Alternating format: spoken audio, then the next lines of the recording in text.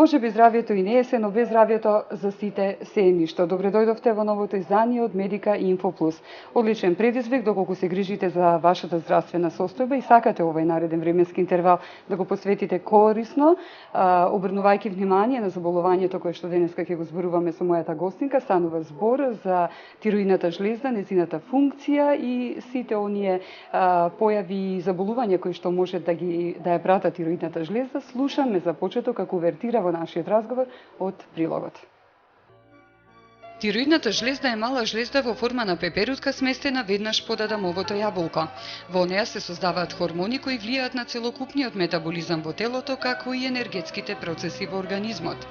Болестите на тироидата се меѓу најчестите здравствени проблеми на населението, посебно во некои делови на Република Македонија, а и воопшто на просториите на Балканот.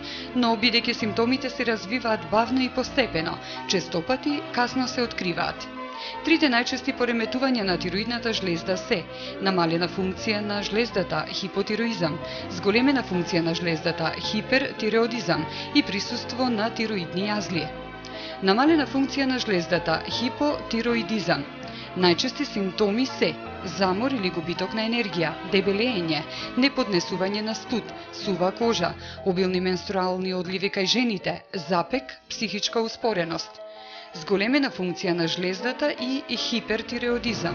Најчести симптоми се нервоза, психичка напнатост, тресење на телото, страв, раздразливост, забрзана работа на срцето, тахикардија, чувство на топлина, препотување, слабење, замор, чувство на исцрпеност, чести столици, кратки и оскудни менструални одливи кај жените, а кај некои пациенти очите се испакнати со застрашувачки изглед. Ова се најчестите пореметувања на тироидната жлезда.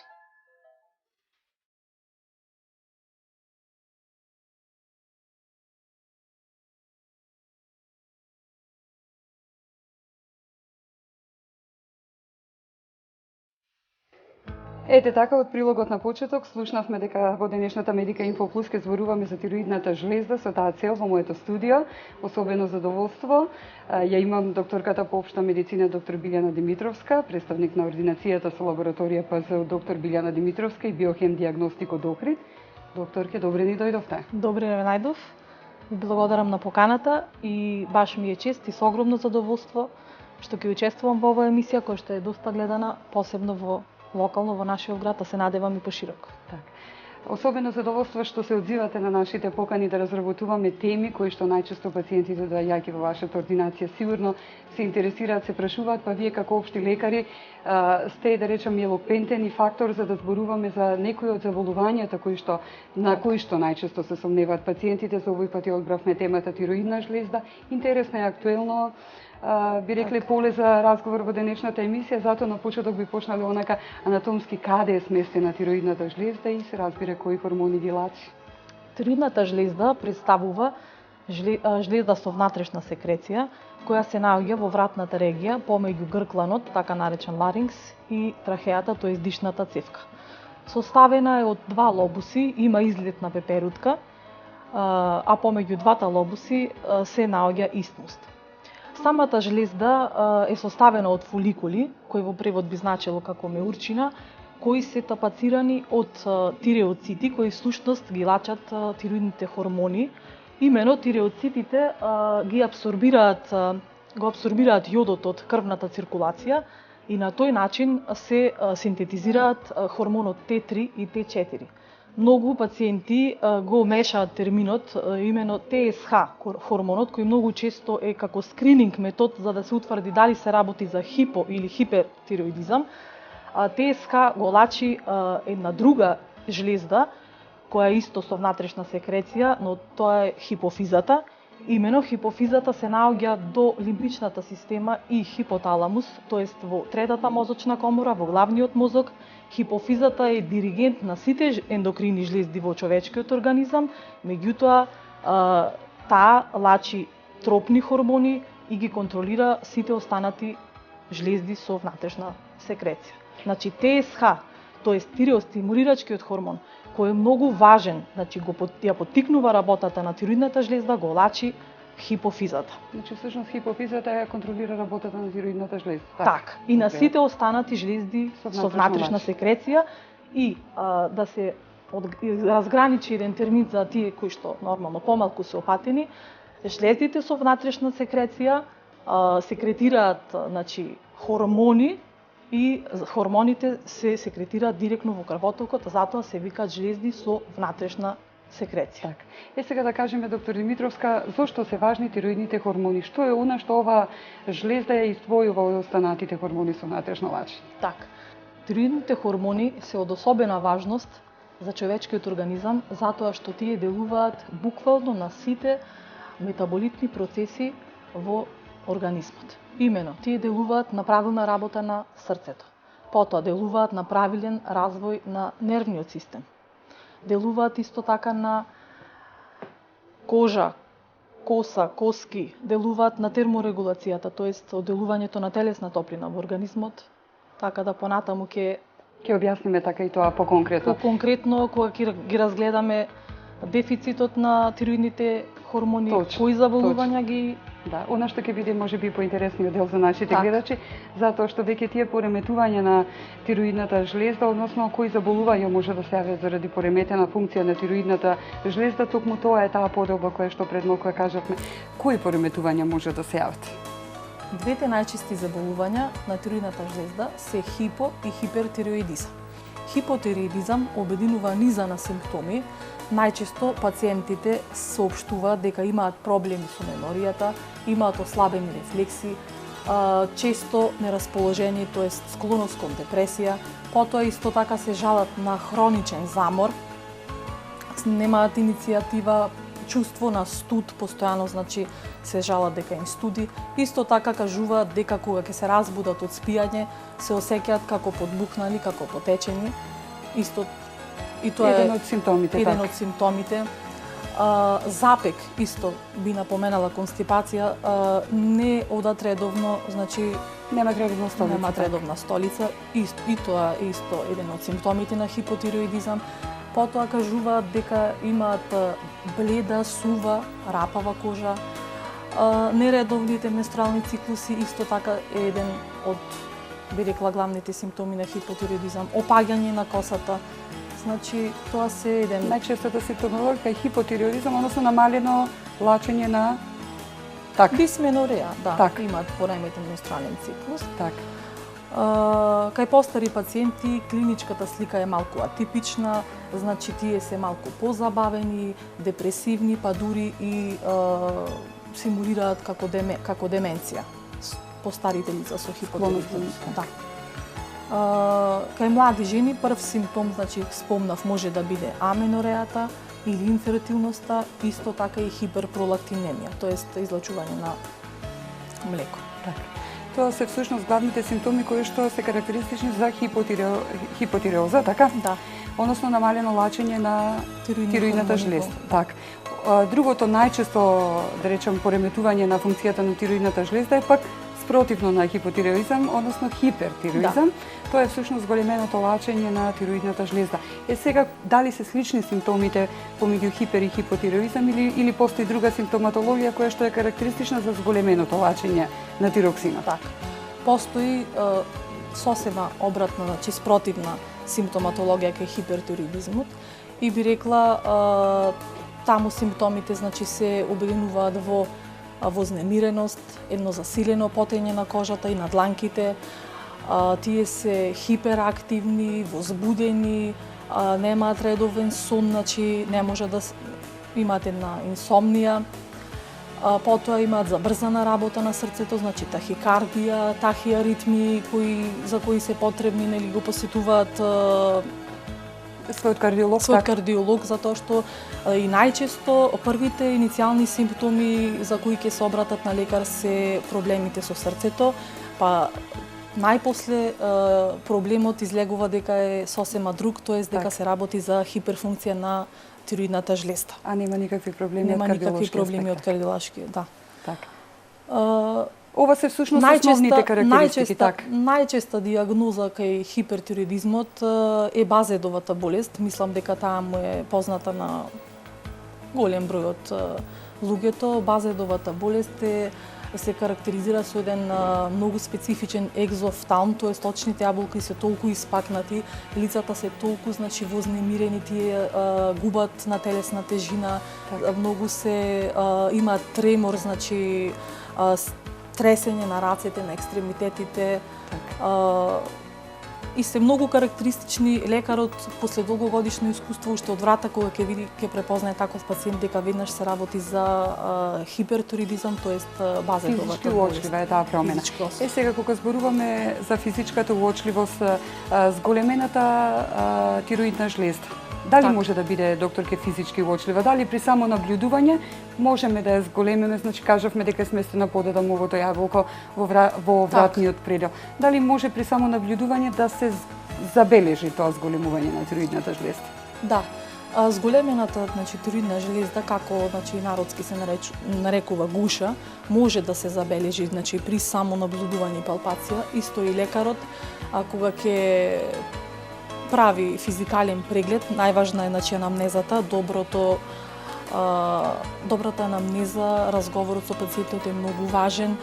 Пациентот соопштува дека кога ќе голта чувствува како да има кнедлав во гркланот. Да, многу е важно при палпација, тоест при допирање на тироидната жлезда, дали е таа подвижна, дали се допираат некакви нодули, тоест јазли во самата тироидна жлезда, кои исто така имаат диференцијално диагностички знак за другите заболувања, другите пореметувања на тироидната жлезда. Гушата, како гуша, не мора да биде секогаш патолошка промена во организмот, затоа што ако е еутиротична, тоест ако не е проследена со хипер или хипопродукција на тироидните хормони, тоа е најчесто ендемска гушавост. Ние во Македонија сме едно ендемско подрачје, затоа што почвата е слабо минерализирана со јод и имаме доста, поголема склоност кон заболувањето. Сега, доктор Димитровска, како ги напоменавме, најчестите пореметување на функцијата на тироидната жлезда, како што кажавме, хиперхипотироизам, дури ги напоменавме јазлите на тироидната жлезда како едно од пореметувањата. Да споменеме и за да го заокружиме, да речам, овој прв блок од нашиот разговор и за ракот на тироидната жлезда, кој што исто така можеби не толку честа како болест, меѓутоа представува болест на тироидната жлезда. Би кажале сега кои се причините за појава на ракот на тироидната жлезда и колку сепак е честа оваа појава? Кога може дали е често може да се развие рак на тироидна жлезда? Најпрво ќе споменам за тироидниот јазол, затоа што тоа е многу важен момент кога ќе зборуваме понатаму за рак на тироидна жлезда.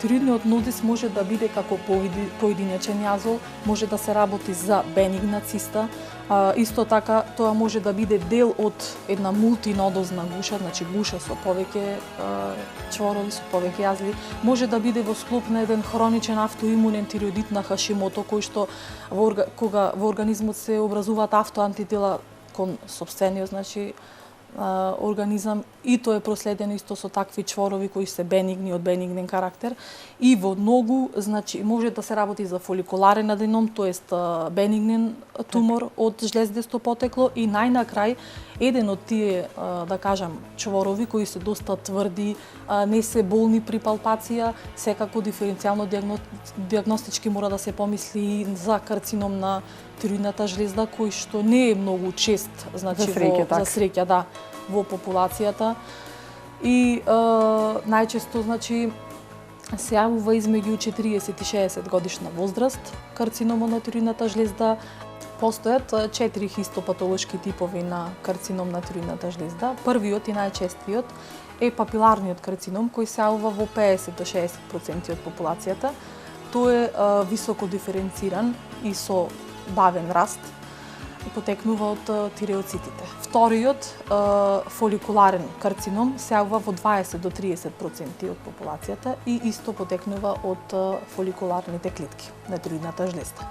Третиот е С-клеточен карцином, кој што потекнува од медуларниот дел на тироидната жлезда, тоест од клетките кои што лачат калцитонин.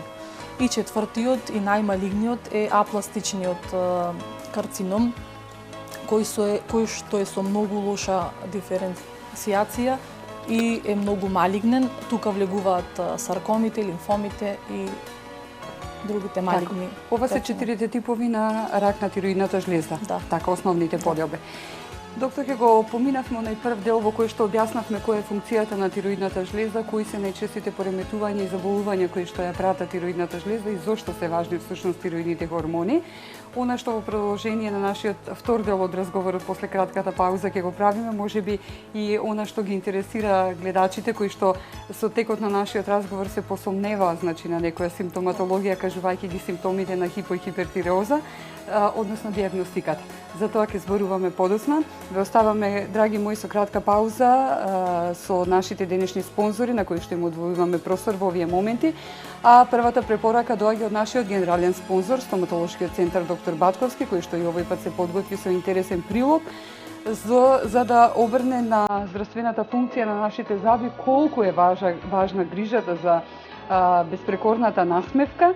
Значи, прилог од стоматолошки центар доктор Батковски и веднаш потоа палетата на производи од здравата храна од продавницата Биокосмос. Веднаш потоа продолжуваме со разговорот за тироидната жлеза со мојата гостинка доктор Билјана Димитровска.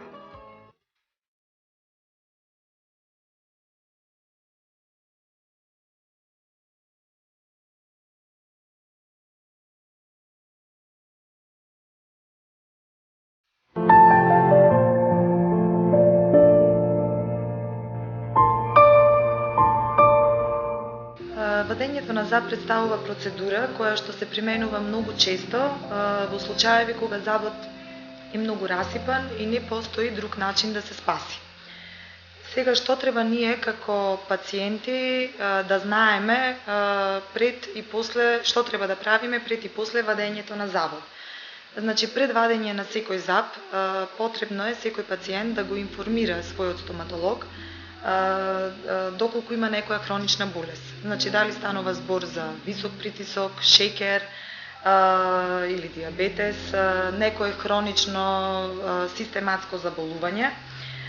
Исто така, стоматологот треба да знае дали пациенката е трудна или планира во одреден период, да речем нареден период, да забремени. Пред вадење, забите треба да бидат добро измиени и целата устна шуплина да се исплакне со некој антисептично средство. Често пати, значи, кога ќе се извади забот, настануваат постекстракциони компликации. За да не дојде до тие постекстракциони компликации, пациентите треба да обрнат внимание на неколку битни сегменти. А кои се тие? Веднаш по екстракцијата на раната, значи устата не треба да ја плакнеме нити со вода, нити со чаеви, како што порано значи владеело некое мислење дека треба да се плакне со чај од жалфија или чај од камилица.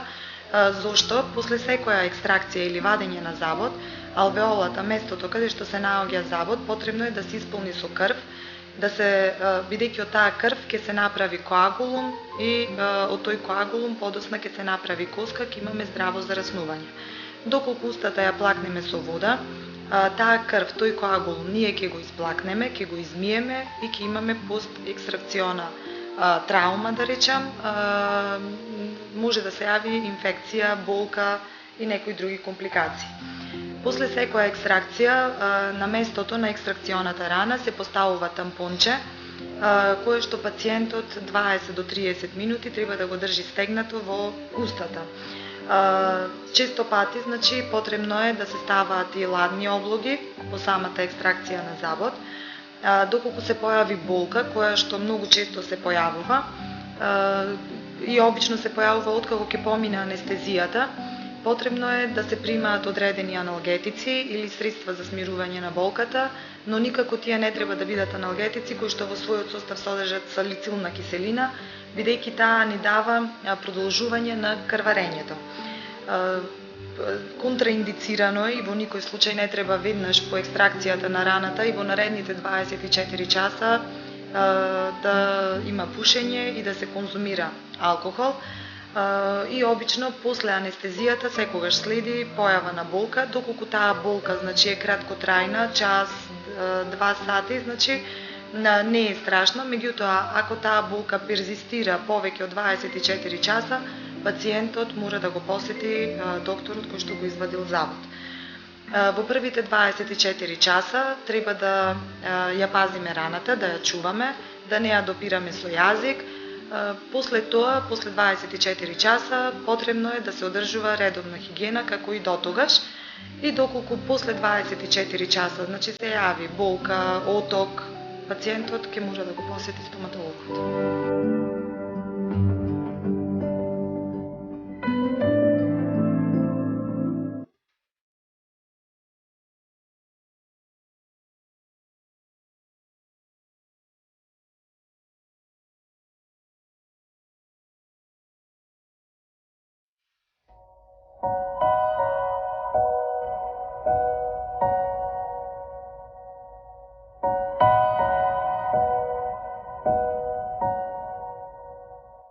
Добар ден, почитувани гледачи, следите ТВМ телевизија и го следите најновото издание на емисијата Инфомедика Плюс со колешката Ирена Трајковска. Ова е делот кога зборуваме за здравата храна и повторно и во ова издание на Инфомедика Плюс ќе зборуваме за здравата храна за најмладите, секако за производите кои што можете да ги најдете во светот на здравата храна во продавницата на Биокосмос. Надица е тука, ќе зборуваме сега, како што кажав, повторно за најмладите, ќе зборуваме, мислам дека за соковите, меѓутоа да и посакаме на добре дојде на Надица и Надица ќе ни открие во детали што се можат мајките и татковците, богами, да најдат за своите дечиња тука во Биокосмос. Така. А и за нив може. И за нив можат овие производи да се користат.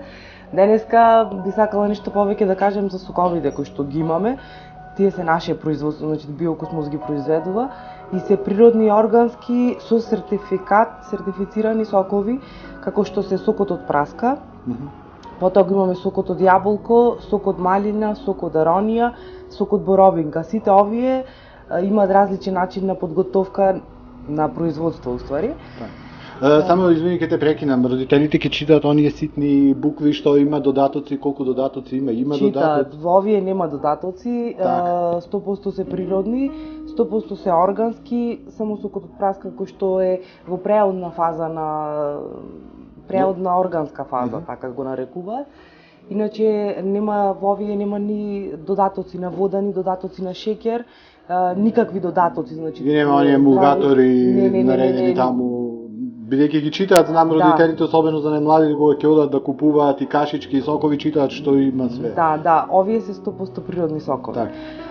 Можам да ги споменам тука исто така со соковите, за соковите праската и јаболкото ги имаме за конзумирање, значи веднаш да се конзумираат, а пак и аронијата, малината и боровинката, тие можат да се растварат, а можат и да се пијат, како што во претходна емисија кажавме за она дека по едно ракиено чавче се пијат за имунитет. Овие се како концентрати. Овие се концентрати. И значи многу се здрави и природни, богати со витамин С, магнезиум, железо. Добри се едноставно за целиот имунитет и за време во сега кој што е вакво променливо. Добро би дошло една витаминска бомба во организмов и за децата и за возрастните. Така. Може да се спомене. Тука можеме да ги кажеме од истиве производи кои што ги имаме соковите, ги имаме и джем. Ги имаме джемовите. Джем од аронија, джем од боровинка, джем од малина, ги имаме и джем од праска и тие се природно направени, значи по домашен рецепт. Тоа е што може да се каже. Ги спомнавме во изминатите изданија на Инфомедика Плюс за сладувачите. Имате природни за сладувачи, да кажеме, што може да ги користат децава, тие малтекси, сирупи. Па тоа сега сакам да го кажам во джемовите што е, има фруктозата, а пак и во сокчината го ја има стевијата. Стевијата е природен засладувач кој што не доаѓа до влошување на состојбата ако се користи како шеќер. Така подолго време, изголемување на тежина, нема белковзумен шеќер. Нема, тоа е природна стевија, сомлено, значи цело растение е сомлено и ги има најздравите состојки во неа, не е како шеќерите обични и соковите ни се направени, и джемовите ни се направени со ова стевија. Друго како засладувач кој што може да се каже за на помала возраст дечињата. На помала возраст дечињата можат да користат маџунот, тука го имаме, тоа е гроздов сируп кој се добива од грозјето. Така, со повеќе кратно варење. Повеќе кратно варење. го имаме маџинот, имаме природни медови кои што се органски од Беровскиот предел, тој е многу добар, и исто така од Мариовскиот предел. Малтексот исто така не делува, значи на влошување на состојбата Така. и кај децата и кај возрастните. Исто така, значи многу ретко и не е позната, кај нас ја има како засладувач лукумата. Таа може да се користи, има карамел вкус, може да се користи во колачина, може исто така да се користи како засладувач. Значи, Така, било каков десерт дете да ви побара, па да го подготвите, да ги користите овие засладувачи. Со лукумата, стевијата, малтексот, маџунот, тоа е се што е Така, здраво. Да, здраво и што може да го конзумираат и децата и сите. Така, а и ние повозрастни. Да. Така. Надица, ти благодарам, почитувани гледачи, ова беше нашето јавување од светот на здравата храна од продавницата на Биокосмос тука во нашиот град. Слушнавте со што се можете да ги израдувате и на младите, а богами и вие да се засладите со некои од производите на Биокосмос. Ке се видиме во некоја наредна прилика и јас ви посакувам пријатен ден, се одјавувам тука.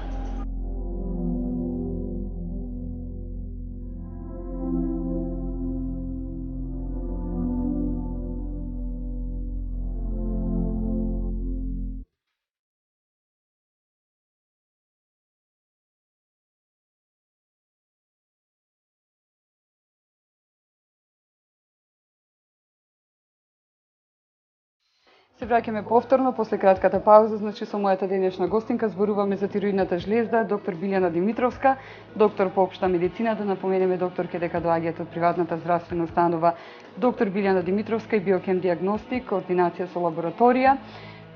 Токму може би оној дел кој што сега ќе го зборуваме околу диагностиката на тироидната жлезда, односно сите тие испитувања кои што треба да се прават за да се верификува и да се направи една комплетна анамнеза, така и диагноз. На кој начин се диагностицираат пак болестите на тироидната жлезда и како може да се утврди тоа сомневање на пациентот? Така, како што спомнавме во првиот дел од емисијата, најнапред се почнува значи со палпација на тироидната жлезда. Дали ќе се опипаат значи некакви јазлести формации, дали ќе е тврда, дали е со нормална конзистенција. Потоа се преминува на златниот скрининг, да кажем, тоест ултрасонографскиот метод, познат како ехо на тироидната жлезда, во кој што значи ќе се види дали самата жлезда има променета форма и структура. И тоа е она што можеби најчесто и се прави, така.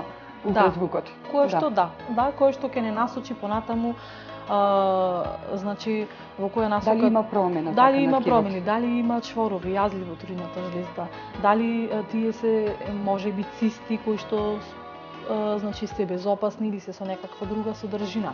Да, точно ултразвукот значи како еден од диагностичките алатки кои што вие ги имате како орудие, да речем, за да се открие пореметената функција на тироидната жлезда и дали веднаш уочливо докторке при ултразвук дека има промена на структурата како што кажавте на ткивото на тироидната жлезда? Веднаш ли уочливо при ултразвук? Да, па сега има најнови 4D, значи ултрасонографски апарати кои што мислам се добри, се многу важни за правилен скрининг и превенција на тироидните заболувања, но потоа со дополнителни анализи, значи се прават и лабораториски анализи и други подетални испитувања за да се комплетира поставувањето на диагнозата која што е многу комплексна, нормално. Скенерот да не го забораваме, докторке? Да, скенерот представува радиоактивен скен со изотопи на технециум или со радиоактивен јод.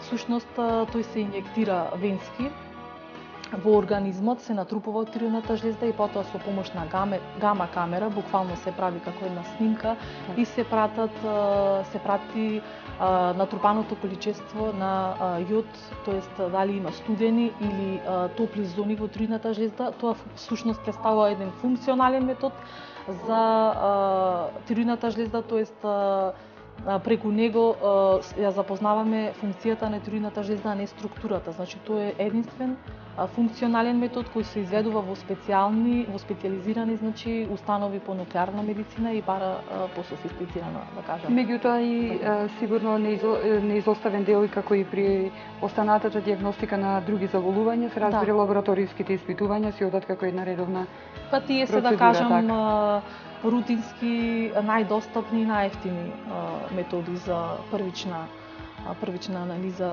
дали се работи за хипо или хипертироидизам или можеби се работи за една безопасна еутиротична гуша која не бара никаква терапија. Сега така ги напоменавме докторка ултразвукот, значи пред се физичкиот преглед, мануелен преглед, потоа ултразвукот, палпацијата, значи ултразвукот, скенерот, нели го кажавме како процедура и останатите лаборатории. Потоа исто така, значи ако се сомневаме на некакво малигно заболување, нормално дека се прават во хирушките сали биопсија на самата тироидна жлеза. Токму тоа сака да кажам, во кои случаи се прават биопсија? Кога имаме сомнение за некакви, значи со неправилна форма и неправилна конзистенција тврди јазли, тогаш може да направиме тенко иглена биопсија од самиот чвор или од самата циста, значи од содржината на цистата, па да се направи цитолошки анализ за да се види видот на клетките.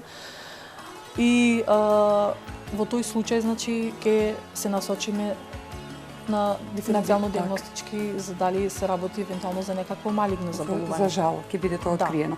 Сега, каква е терапијата, доктор Димитровска, за тироидната жлеза, откако ќе се дијагностицираете, без разлика дали станува збор за хиперхипотиреоза или во оние останати случаи дали станува збор за некој малигно или бенигно заболување? Каква е терапијата за тироидната жлеза и нели пред со што зависи видот на третманот, дали од типот на пореметувањето или од нешто друго? Нормално. Терапијата, значи, најнапред е симптоматска, додека се разоткрие дали се работи за хипо или хипертироидизам. Односно, најчесто, примерно, ги лекуваме симптомите, да кажеме, ако се работи за тахиаритмија или тахикардии, може би да има и артеријален флатер, најчесто се даваат, значи, бета-блокатори, да се смири срцевата функција, па потоа, ако се работи најчесто за хиперфункција на тироидната жлеза, се дава протеутиорацил во одредената доза или други медикаменти кои што се нели го потискаат синтетизирање на тироидните хормони кога се работи за тироидна дисфункција со хипертироидоза. Кога се работи кај хипотироидизмот, таму немаме толку експанзивна, значи, дијагностика или срцеви аритмии. Обично таму работата на срцето е забавена. Пациентите само соопштуваат дека немаат енергија, нели спомнавме, немаат сила, имаат еден хроничен замор, констипација, омалаксаност, значи обезитни се, тоест имаат склоност кон зголемување на телесната тежина. Таму во крвната циркулација, значи, одма добиваме податок дека има високи вредности на ТСХ, тоест аденохипофизата лачи зголемено количество на тироиден стимулирач хормон, кој што ја поттикнува тироидната жлеза, таа хипертрофира, но не е во можност да одговори, значи, на аденохипофизата и лачи помалку Т3, Т4. Ова е всушност делот од медикаментозниот третман. Да, и таму се дава, значи, хормонозаместителна терапија кај хипотироидизмот, нормално левотироксин во зависност од вредностите на ТСХ и на Т3 и Т4 се титрира дозата, значи на секои 4 недели се прави повторно лабораториски анализи и постепено се покачува дозата за 25 микрограми. Иницијалната доза се прати, значи со лабораториски, и ултрасонографски контролни прегледи, да кажам, и кога ќе се постигне посакуваната, значи, концентрација на хормоните, кога ќе станеме на еутиротична значи состојба во организмот, тогаш остануваме на една оптимална доза на одржување. Која што понатака ја прима во континуитет пациент. Да, во континуитет, па во многу случаи до животно, можам да кажам. Ќе го напомениме и тоа. Во кои случаи, докторка, ова е, значи, како што кажавме, делот од медикаментозната терапија, со кое што се прати, се оптимализира, значи, всушност, лачењето на тироидниот хормон, така на тироидните хормони. Меѓутоа, постојат случаи во кои што и хируршки мора да се третира пациентот. Кога е моментот кога хируршки третман се употребува и во кои случаи се оди на на тоа хируршко интервенирање? Кога се работи за некакви токсични аденоми или за тумори од бенигно потекло, најнапред се прави парцијална резекција, тоест се отстранува хируршки еден дел од самата тироидна жлезда. Ако хистопатолошкиот наод излезе дека се работи всушност за малигнен тумор, тоест карцином на тироидната жлезда, тогаш се пристапува кон тотална, значи лобектомија, тоест тотална се вади тироидната жлезда хируршки, се отстранува целосно. Може да функционира организмот без може проблем, да функционира со тоа што ќе се зема хормонално заместителна терапија цел живот, тоест ќе се прима вештачки екзоген тироиден хормон, тоест токму тоа сакам левотироксин. следно да ве прашам, дали лекувањето на тироидната жлезда и во кои случаи може да биде доживотно, веќе го одговоривте. Моето прашање кога значи во многу случаи, а кај пациентите значи сме кога сме постигнале, да кажам, некој сакан ефект, тоа дали се работи кај хипер функција на тироидната жлезда, кај базедовата болест или кај хипо, кога е во еутиротична фаза, тоест е нормално нивото на сите хормони и сме прекинале со едноставно со терапија, сме направиле пауза, веднаш за 4 недели до 6 недели се паува повторно рецидив, што значи организмот не во состојба да произведе. Така да пак лекарот ќе процени кај помладите индивидуи има некои одредени заболувања, дали се тоа автоимуни тироидити, потоа супакутни тироидити кои што се пропратени со хипер или хиперфункција каде што може да се дозволи прекин на терапијата. Исто така имаме една многу честа, да кажам, диагноза постпородилни, значи хипертиреози, кои се карактеризираат значи со една состојба на покачено ниво на тироидните хормони 2-3 месеци после раѓањето, кое со една краткотрајна хормонална терапија се регулира и таа терапија не е доживотна, тоа е моментално да кажам, или моментално така. Да, или кај автоимуните на проблемот, да. Другите вирусни тироидити, исто така терапијата е додека се санира, да кажам, меѓутоа сублимирајќи го целиот наш денешен разговор, затоа што сме при крај на денешната Медика Инфо Плюс, како што забележуваме, значи се често појава пореметувањата на тироидната жлезда, особено во одредени подрачја за жал во нашата земја. Не толку значи од типот на ракови на рак на тироидната жлезда, туку оние хипер и хипо дисфункција всушност, би рекле зголемено или намалено лачење на тироксинот. Меѓутоа радува тоа што со соодветна терапија на времено дијагностицирање постојат дијагностички процедури кои што со апсолутна точност го потврдуваат, значи типот на пореметувањето и со соодветна терапија може да се оптимизира работата на тироидната жлезда. Така. Многу е важно, значи, правилен внес на исхрана, значи, јодирана сол, не сега како што се фаворизира калиумова сол, никој, мислам, не кажува дека ако премногу се претера и со калиум, јодот се исцрпува циркулацијата, така да многу е важно, ние сме ендемско подрачје, Македонија нема доволно јод во почвата, така да не сите производи, дали зеленчуци, дали овоше не се доволно богати со јод, така да мора да се прибегне кон една правилна балансирана исхрана со јод, затоа што јодот е еден микроелемент кој е основен, значи основна состојка во основата на сите тироидни хормони. Значи мора да се внимава и на исхраната со јод.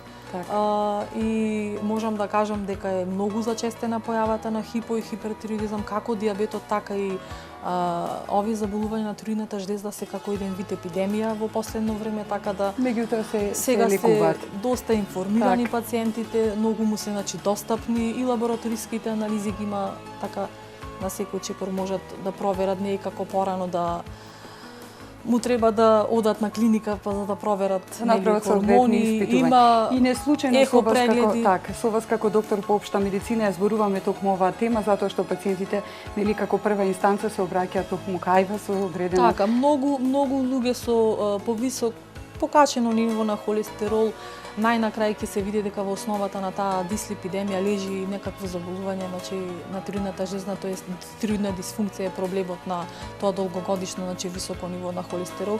Значи многу работи се испреплетени, не се секогаш еден-два во медицината, мора да се направи значи еден комплетен сеопфатна анализа, да се процени кој симптом доминира и кој е приоритетно, што приоритетно да се лекува, нормално, за да има добар исход од... Сигурни се пациентите доколку се обратат на време, водат грижа за сопственото здравје. Таа беше партиципацијата која што и ние денеска ја дадовме со вас, реализирајќи го овој наш денешен разговор. Особена благодат е за вашите пациенти што ви имаат како доктор по општа медицина, семеен доктор, значи доктор Билјана Димитровска. Кажавме дека сте представник на ПЗУ доктор Билјана Димитровска, биохем диагностик координација со лабораторија.